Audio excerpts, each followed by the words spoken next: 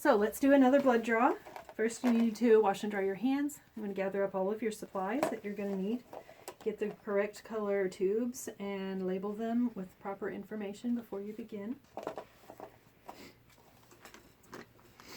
You want to assess the woman's arm so you know which side you're going to draw out of. And I usually look before the tourniquet's on and just see, can I visually see blood vessels? But even if you can't visually see them, you can still feel them once you get the tourniquet on. So I've already assessed this lady, and both arms look like they have good candidate vessels, but we're going to go for this arm.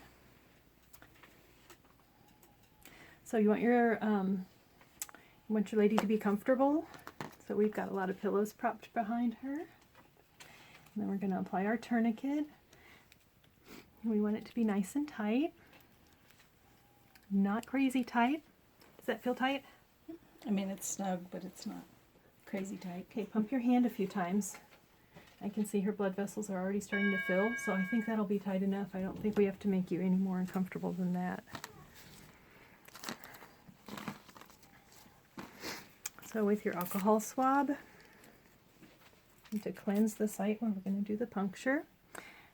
And I like to cleanse like an inch around each side of where I'm going to be puncturing. So I've got 2 possible veins here I'm going to go into. I'm going to make sure it's nice and clean. And then we want that alcohol to dry all the way. It makes it less stingy. Okay.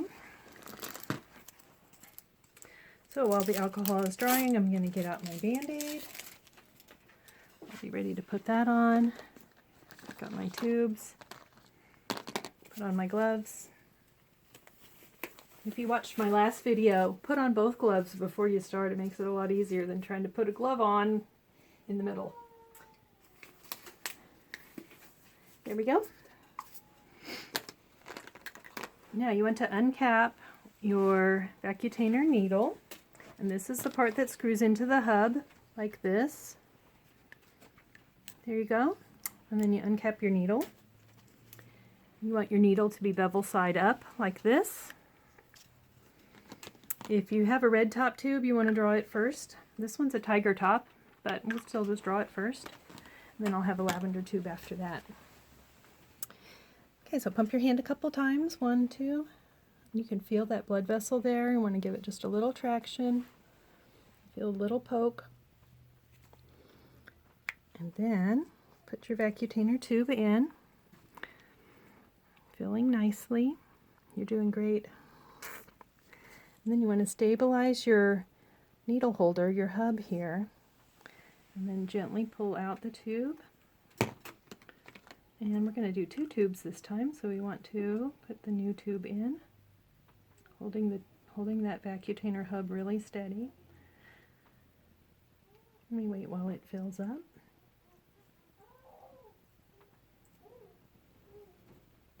There we go, and that one's done. Gently remove it. Get my tissue. I'm going to place this tissue over the site. Cap your needle. Release your tourniquet. You did great. You did too. Thank you. Now I hold pressure on this good and tight for about 30 seconds before I peek at it. My goal is that you don't end up with a bruise. That's why I hold it extra tight. If you don't hold it tight, then you could get blood seeping under the skin, and that would leave a big ugly bruise, or it might just start bleeding. So now we're going to take a peek. Now students, whenever I take a peek, I usually tip it up away from the woman in case it's still like bleeding bad, then she won't see it. But look, that looks fine. I think it's going to be fine. Tips for students.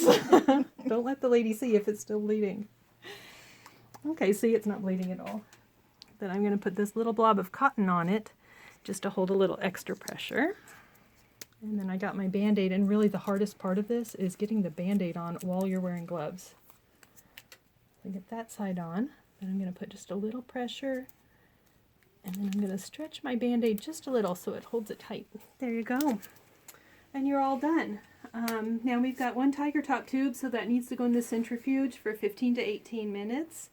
And we need to make sure that we put our sharps in the sharps container, properly dispose of all of our things, and properly dispose of our gloves, wash and dry our hands, and we're done. Thank you. You can check out my website, MissouriMidwife.com, or my blog, morethanjustamidwife.com. And I've got links to all these YouTube videos, so if you want to see more blood draws and interesting things, go look. Thank you. Bye.